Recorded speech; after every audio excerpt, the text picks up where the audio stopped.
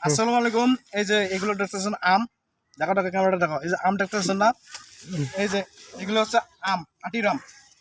এটি নিয়ে আসেন, ক্যামেরা নিয়ে আয়। এগুলো হচ্ছে আটির আম। যারা ঈদের আগে গাছ পাকা আম ভেবে আটির আম খাচ্ছেন না, তারা হচ্ছেন ফরমালিন যুক্ত আম খাচ্ছেন। এগুলো আম মেডিসিন দিয়ে পাকা আম, খাওয়া যাবে না। কাঁচা আমকে মেডিসিন দিয়ে জাগ দিয়ে পাকাচ্ছে, এগুলো আম খাওয়া যাবে না। ঈদের আগে তো আরিবাংলা আম পাকবে না, আটির আম পাকবে না। এরা হচ্ছে ফরমালিন যুক্ত মিশিয়ে আমগুলো পাকায়, দু একদিন পর পাকে রংপুর শহরে বিক্রি করার জন্য নিয়ে যায়। এই যে আমি বাজার থেকে কিনে নিয়েছি যে আটির আম, এইগুলো আম আচারের জন্য ঠিক আছে। এগুলো আম মানুষ ইয়া করে ফরমালিন যুক্ত মিশিয়ে বাজারে ছাড়ে বেশি টাকার লোভে, তাই জন্য এগুলো আম খাওয়া যাবে না। এগুলো হচ্ছে বেনানা আম। বেনানা আমের যদি কারো অর্ডার লাগে থাকে তাহলে জানাবেন। তাই জন্য এই আম নিয়ে ভিডিও করলাম। এই ভিডিওটা কেউ দেবে না, ঠিক আছে।